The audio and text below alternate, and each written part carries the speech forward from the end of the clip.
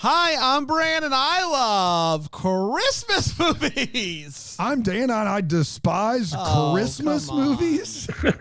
I'm Alonso, and it doesn't snow in LA or Atlanta, and this is the Deck the Hallmark podcast. Deck the Hallmark, it's his podcast. Brandon and friends host his podcast. We hope you like this jolly podcast. Well, hello, everybody. It is great to be back on a Monday. Monday. That's right. Talking about a 2023 Christmas movie. We got this week, and then we got next week, and then we're heading into Christmas in July. And I think now is as good a time as any to let everybody know that Mondays, starting on Christmas in July through the start of the holiday season. We're going to be watching Christmas with the Cranks every week. We're going to find something new about it. Don't tempt me with a good time. We're going to pick apart one scene. Gosh. We're going to pick our favorite performance. And who are you doing that with? Alonso that ain't definitely me. I am out of here vibe. Yeah, I'll do it by myself. It'll be me and Brian. Yeah, just having a good time. Yeah. No, we are going to change things up, and we're not going to just do the made-for-TVs from 2023 that we missed. We're going to do something else. Alonso, this was all your idea, so I'll let you talk about it a little bit. But I'm excited about it. Alonso, what are we doing starting in July? I'm going to be vague, but I'm just going to say I'm working on another Christmas-related project, and part of that is going to be us digging through a variety of recent Christmas films that, for one reason or another, we have not gotten to yet on a Monday. And so, it's not going to just be the 2023s, because I think we can all agree we have reached the bottom of the barrel at this point. Not this week, but previously. We have found it, yes. So maybe time to, mix it up a little bit. Yes. Yeah. I mean, and if you think these are going to be some award winners, we're kicking it off with Home Alone 3. So I want to be very clear. This is not all uphill. A bit of a continuation of sorts of what Alonso, you and I did a couple years ago, but maybe not as good. Not all the movies are the hits. Yeah. I'm not going to say these are ones I necessarily recommend off the bat, but it's just, we're delving into, I think so. We're delving into some new territory. And also there's a movie that I thought everyone had seen and that he has not seen, and I'm kind of looking forward to us watching. Two, actually, that I'm really looking forward to. Tanner's Big Time. Tanner's Big Time is going to be huge. It's going to be huge, and sure. I know, I hadn't seen it. It came to theaters, I think a wide release, and I missed it. I think it was a wide release. I mean, at least 1,200 plus screens. So, how have you never been invited to a Tanner's Big Time watch party? I don't know. I guess I don't run in those circles. I don't know. And I go to one every year. I know. And I guess I thought Alonso was inviting you, and he thought I was inviting you. That's what happened. I have a really great old Mr. Smedley costume that people just and ah over. So. Yeah. It's not the fact that you guys both go to the same Tanner's party every year. Steven Spielberg's there. And neither of you have invited me. That's right. It's not a Spielberg movie, of course. No. He loves but he's just there. He's a big fan. I need to come clean about something. Do we go to that party? Yes. Have we talked about the fact that we're not going to invite you? Yes, we have. And I'm sorry about that. Do you think I busted? Do you think I would ruin the vibe? I feel like you just need to see it by yourself first before you could handle the party that we go to. Because you're just going to get ridiculed to no end if you show up and you know who Smedley is. If you invited me to the party, of course I would have watched it beforehand. Oh, you think it's that? No, I have the card on the other side of that horse. Really? Yes. You think I would just show up? As soon as you show interest in Tanner's Big Time, then we can have a conversation about the party. Okay. Yeah, that's right. And we've already had this whole conversation. Not until that's right. Does Lizzo still go? Does she still show up? No. Okay. Well, this is fun. Let's talk about how to ruin the holidays. How to ruin the holidays. It originally premiered. Eminem's there though. Really? No, I'm just kidding. It originally. Why would you joke about that? And New M. Oh my gosh, can you imagine? New M hasn't missed those one. two in the room. Yeah. You can't.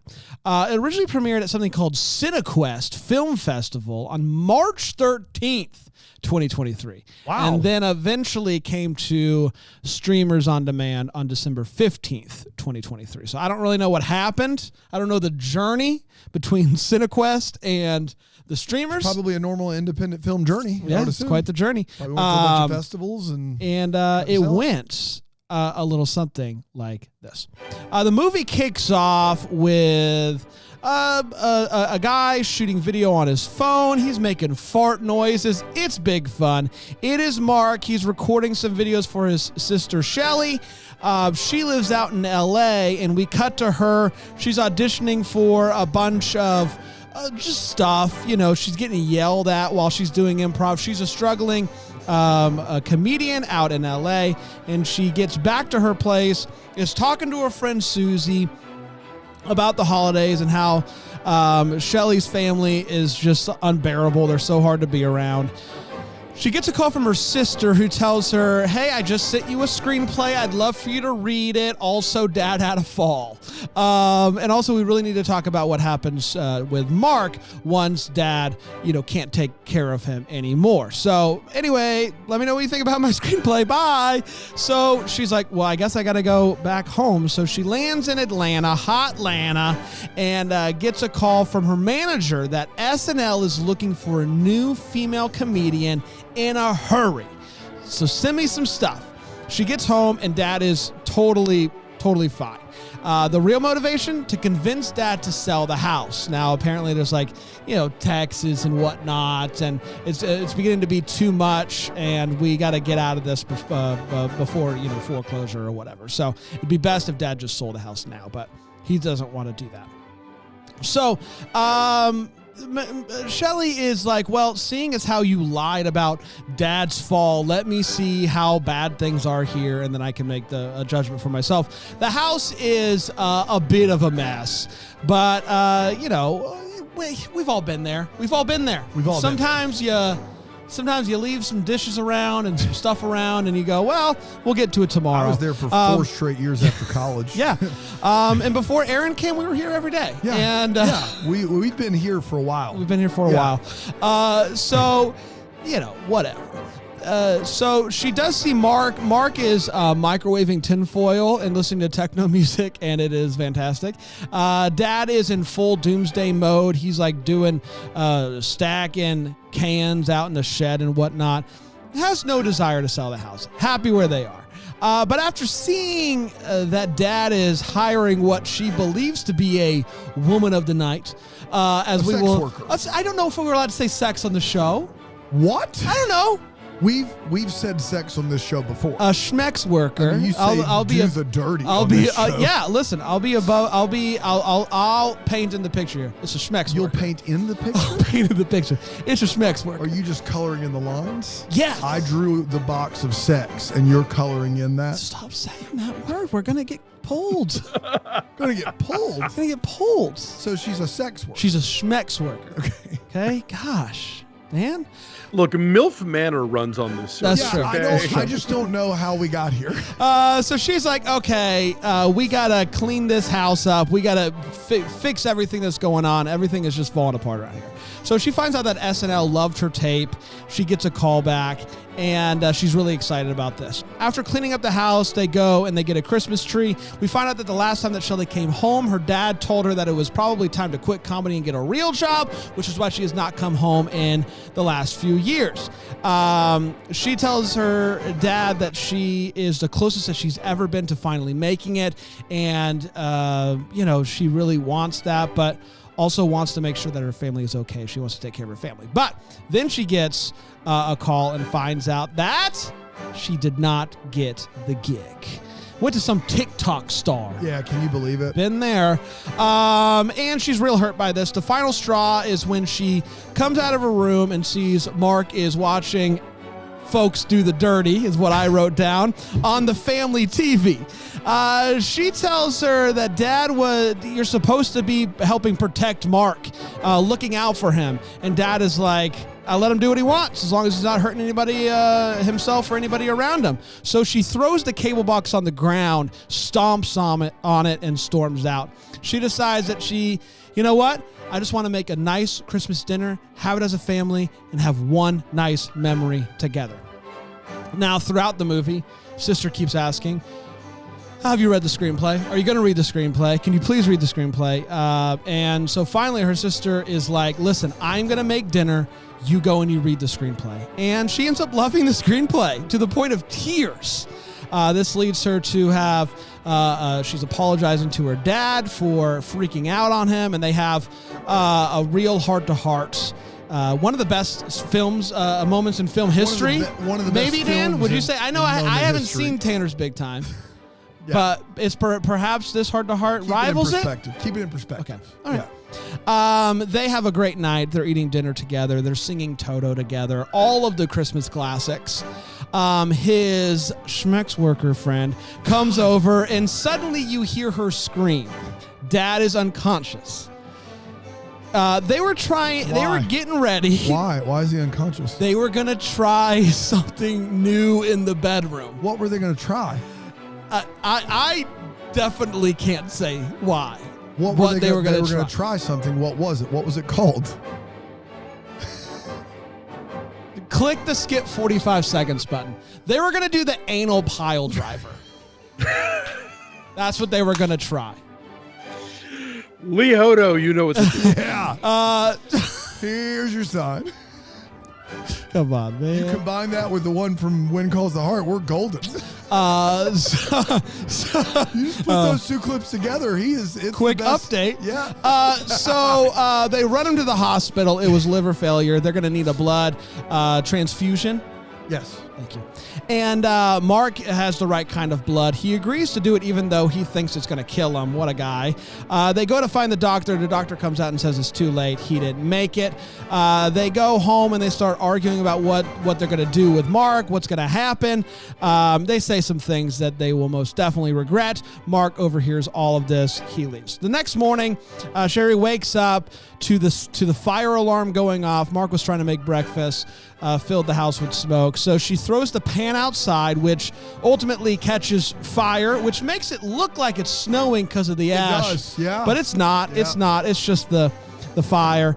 Their mom ends up showing up, and she says that she's going to come here, and I'll make sure that Mark is taken care of. They hate their mom, and so Shelly is like, Mark's coming with me, and so does their sister. Cut to 6 months later, they're all living in Atlanta together. They're working at the theater, making ha-has happen, and Shelly is crushing the stand-up scene in Atlanta with her family by her side. And that, my friends, was How to Ruin the Holidays. We did it. We did do it. Let's take a quick break. We'll come back. We will break this movie down here on Deck the Hallmark.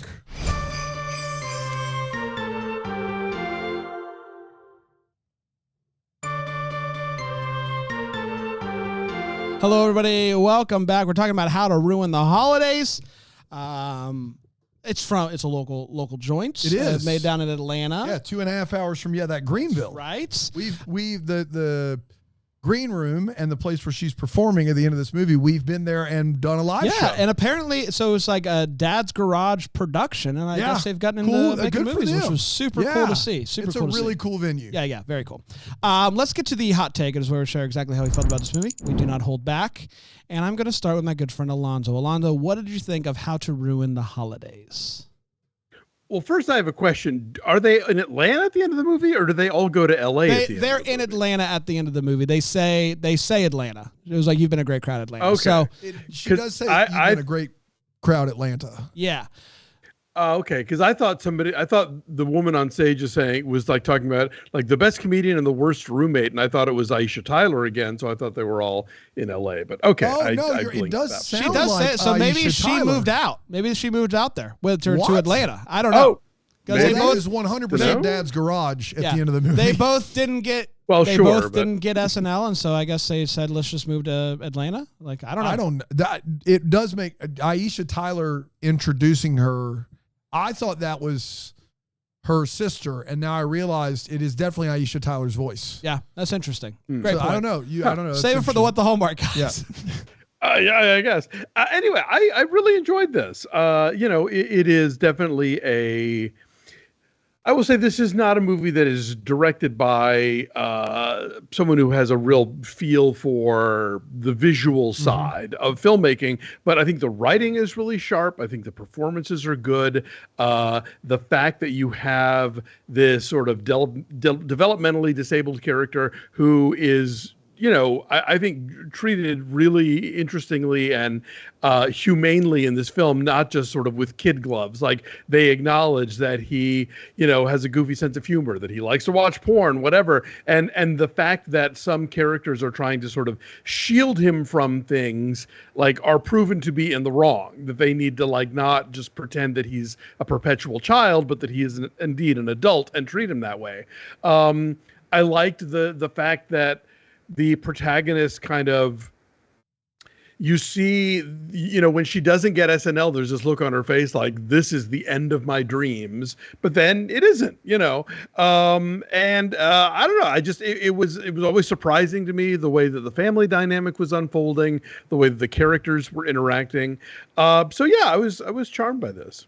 I also quite enjoyed this movie. I thought the script was fantastic, and lots of just really funny conversations that happen in the midst of, a messy movie full of interesting family dynamics.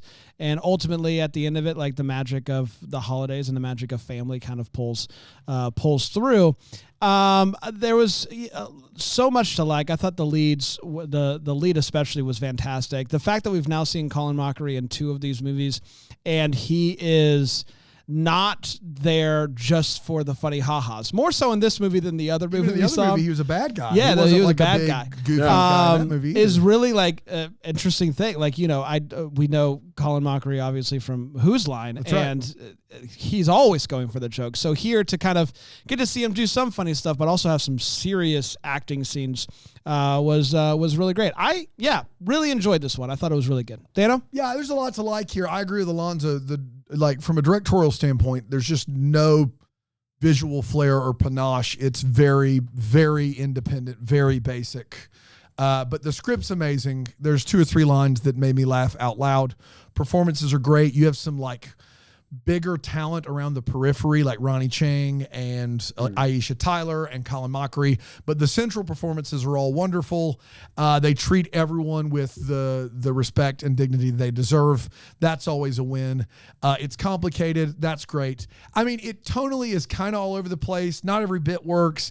It tries to kind of spoof a little bit, or lean into some weird stuff that they could have stayed away from, and it could have been a little bit more fun. So compared to the last 4 weeks, it's Casablanca, but as is better than average of what we've been doing around here. And I think it's the writing. It's the really, for sure, the humor that's found in the darkest of times that I found to be really, really the shining star of this movie. So yeah, I definitely happy we watched it. It's time for all the feels. We're going to talk about what this movie gave us feels. Alonzo?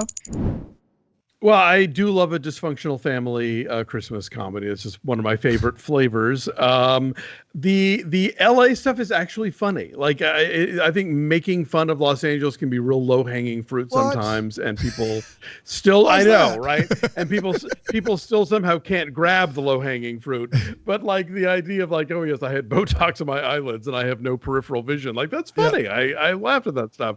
I love the plugging in the light scene, because we've seen that montage a million times. It ends with the triumphant, and then she does it and nothing happens, and they have to figure out all this stuff like that. That made me laugh. I thought Larry was consistently hilarious. Yes. The grumpy neighbor and that resolution. That was great. And I love the sing along. I know that's an audience pleaser moment, but I was pleased. Yeah. 3 just little bits that made me laugh out loud.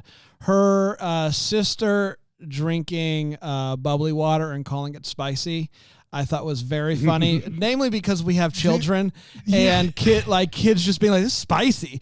And she's not a child, obviously, but her just being like, so spicy was very funny. The first time she did it, it caught me off guard. And I'm like, I don't know. And then I realized very quickly she's going to go back to that well 2-3 times. And I was like, this is going to work. Spicy. Yeah. I agree. I thought that the obsession with Toto was really funny. The sing-along was great. But also... Not Africa. Right. Not Africa. And I thought that especially... They're not a one-hit especially band. when that whole thing happened. And I think, about like how you think back to your childhood and you think back to the music that you listen to oftentimes fondly.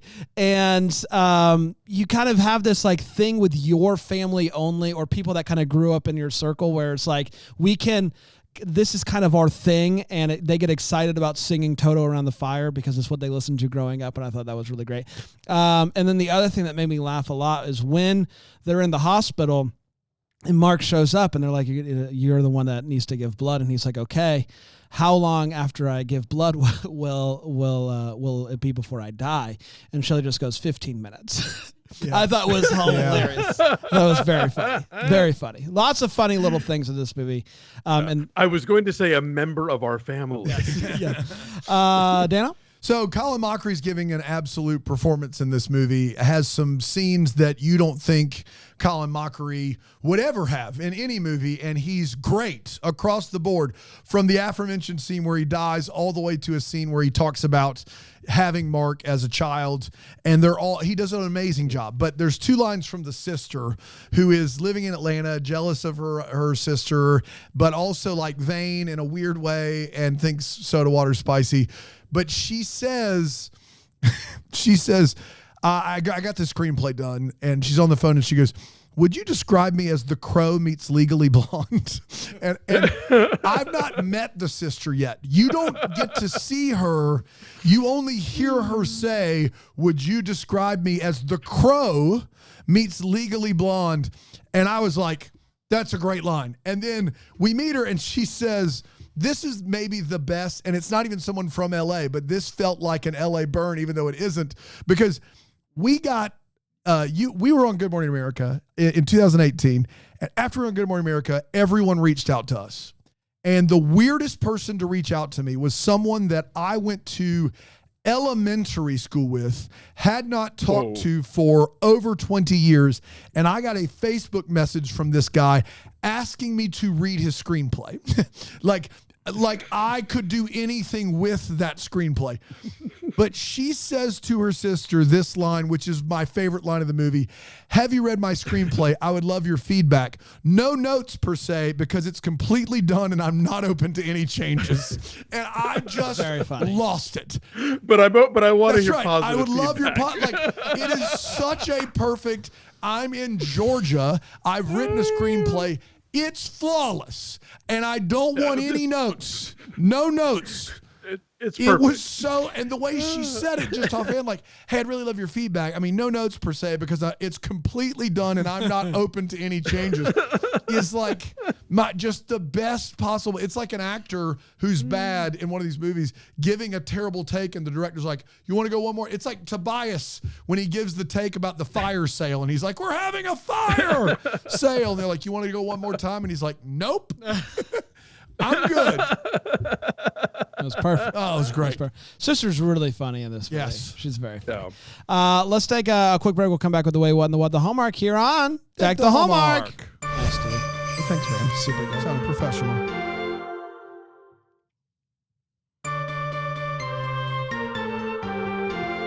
Oh, hello there. Welcome back. You said we were professional, and I didn't want it to last too long. Welcome back to Deck the Hallmark. We're talking about how to ruin the holidays. It is time for the Wait What Is, where we talk about one of this movie made us go, wait, what? Alonso?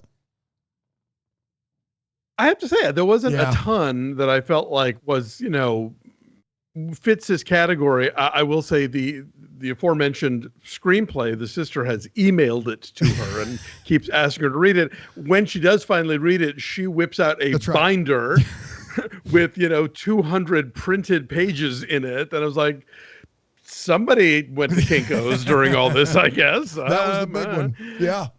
It would Yeah, have worked if she and had then- like handed it to her That's there. right. Like, okay, Exactly. luckily Yeah, I have sure. it here. Here it is. Go to the. Yes, boom. And then I will say, like, there's a bit of a hairpin turn from comedy to tragedy in this movie that left me a little whiplashy, but ultimately it was okay. But yeah, they just like That's boom. dying on the ice. They- He fell down on the ice. What was that movie where they play hockey on Christmas Day And he then, just peels out. Wow, yeah. what Oh. was that? Xmas. yeah. It was Oh. Xmas. This was more of a hairpin turn Yeah. than that one. Yeah. I mean, it was like it did not feel earned to me at all. Like at all that they kill this character directly after. Like it was crazy. It's like a comedy romp with a few good lessons about treating people with respect, and then all of a sudden they just kill a dude the way they kill him, and it's like, what? Yeah. That was a huge one for me. I did love when like she wouldn't come out and say like what they were doing, and then once she finally does, she won't stop talking, and she's like, "Why are you still talking?" It's great, but really random, Yes. really random. I thought for sure he was going to live. Yeah, no, I didn't. No, you didn't think I so? thought, like, here's the thing is that I can get to a little more in my wait what, but the only reason that hold the line scene is as long as it is because of what's coming next. Yeah, sure, Like they don't sure. know how to, they have to land the sentimental plane to shock you like that. And they hold the line on that song. They just do. Yeah. So Was that it, Alonso? Yeah, Yeah, I don't that's have fine. many either. One, she walks into her room, which is now an office, and it's in pretty good shape. The office is, aside from the 2 socks that are on the computer monitor, which is just an interesting, Yeah, like that's a weird weird place move. to put Yeah. the computer monitor. Also, I don't know why Mark doesn't just have his little Christmas countdown thing in his room. Like Yeah, it's I would have if I was there to stay after that first day. I'm going, hey Mark, but let's move this to your room. That's an easy Let's fix. just go and do this Easy over fix. here Easy instead of you having to come in here. She also is going to be. Would you rather they had done like a reggae Christmas song at 5 o'clock in the You know morning? what? Would that have I, maybe, highlight reel there. I would That have been. is- I would have been perfectly fine with either one of those. She is going to sleep on the pull-out couch, and she is really eager to get this set up. And then she also does like work and reading on the pull-out couch. You don't get on that sucker until the last second. That's right. As a fully grown adult that right. has slept on a pull-out couch, you don't even want to think about that thing until the very last second. They are never right. comfortable, and she's just like, yeah, I'll just lounge around on the pull-out couch. It'll be totally no, comfortable. That's I think where she reads the screenplay is on the pull-out couch. It's crazy. Every pound you are over child age. Yeah. Every pound, whatever you think a child age weight is, every pound you are over that is one more like step into don't get on the sofa bed. Don't do it. Yeah. Like, And listen, I just can't, like a sofa bed is my nightmare. I want no part It's of got it. a built-in ejector. No, Yes. and knowing what I know about Colin Mockery's character, it's not like he's gotten a new one recently. Like that No. thing's been around since no. the Garden. I don't know. It's been around for I don't know. You could have pulled I could've. anything Yeah. throughout history. Yeah, the Garden. The garden. Yeah, The Garden Inn, Hilton. It's Yeah. down there. It's down there, 42nd. road, yeah. You can go. So Colin Mockery's character, the first time we meet him, comes out of the gate hot as a doomsday prepper. Like camo, bandana wrapped, saving stuff. You got to get your, crap in gear. Your inch bag. And literally we never hear anything about it afterwards. We have one scene of Colin Mockery, super ultra doomsday prepper, and then they just are like, we established this is who he is. And then he never talks about it. And if you've ever known a doomsday prepper, because I ran into a handful that may have had blood relation during Y2K, they don't just talk about it once. They're not dabbling. No. This isn't something they're trying on to see if it fits, right? That is a much bigger thing. And so that was the part of this that I was like, when is this coming back around? And it just never came back around. It's a bit of your identity. Yes, a little bit. I mean, the only time it came back is that those are the bags that they grabbed to leave. That's it. But that's it. Yeah. Well, and there's the callback to it with the fire stuff, but yeah, by that point, it's not about him anymore. The hold the line scene around the fire with the kazoo solo, great idea. Yeah. My laptop screen timed out. The scene. That's not a bit. That scene it's the whole song. yeah. It's the whole song. You just don't need it. Oh, agree to disagree. Oh, just don't it's need a banger. It was amazing. It was amazing. It was too long. It was a minute too long. It's two against one here. Especially to then just throw us into what happens right after that. I thought that was an absolute editing nightmare for me anyway. And then lastly, and maybe I just didn't quite understand this, and I'm more than happy to like admit that they want him to sell the house because he's not paying the property taxes on it every year. But at this point, he's still above sea level on it. And so if he sells it now, he can get money. Correct. And his basic premise is you can pry the house from my cold, dead hands. Correct. Okay. Are we just to assume that Colin Mockery is just mentally ill and doesn't understand that they're going to pry it from his alive hands? Living? Yes. Well, he is a libertarian. He is a libertarian, but they're going to come in and foreclose. Like, libertarians lose always. They're losers. They don't win. They may not believe in taxes. That's right. And so that are we to is our basic give in this movie? Colin Mockery is just not accepting the fact that he can get something for his house. Instead, he's going to get nothing. I mean, I think the conversation that they have in the room there, the barn, whatever it's called, proves that he is aware of it. So that's my way. What? Yeah, he would just rather in his mind, I would rather that happen. It's clear he loves his kids. Yeah. Why wouldn't you give some money to your kids if you could do it? You're just going to sit there and hemorrhage the value of your house away to prove a point? Like, they tried their best to write it well, but that was my big, these things don't click. And here's a script note. If you'd kept the Doomsday Prepper part, you could be like, society's going to collapse at any moment. Why should I bother? You beat me to it by literally 3 seconds. If they had connected it by keeping the thread line of him not believing that currency or property will be worth anything because of what's coming in the apocalypse on the horizon, then it's great. But the way it was presented made it sound like this guy is just, he doesn't understand math. Yeah. And that part I didn't buy.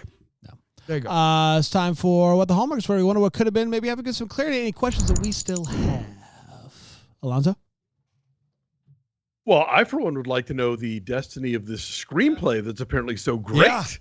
That we are told is moving and funny and all the other things. And like, unless they're getting Tyler Perry to produce it, I don't know what kind of traction they're getting in Atlanta.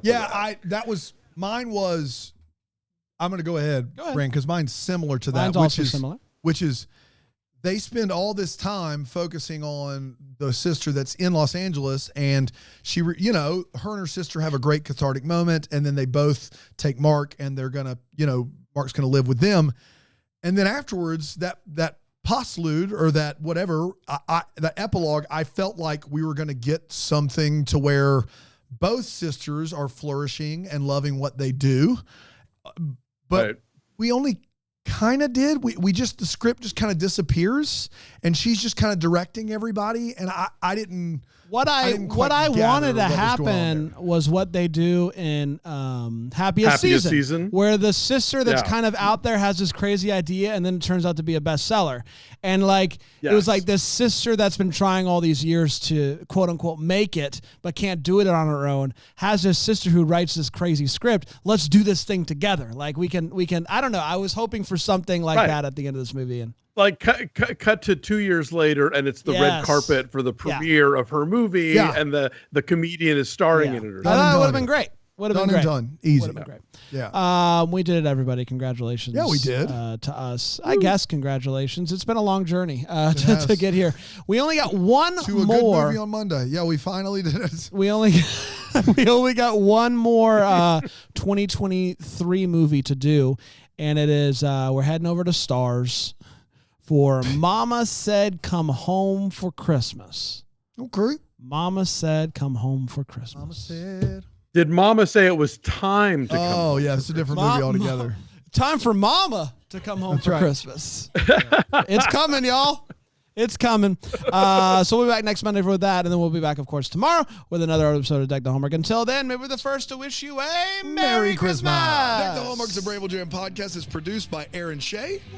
For more information on Deck the Hallmark, you can go to deckthehallmark.com. For more information on the Deck the Hallmark family, you can go to bramblejamplus.com. Deck the Hallmark is presented by Philo TV. For a free trial of Philo, go to philo.tv/DTH.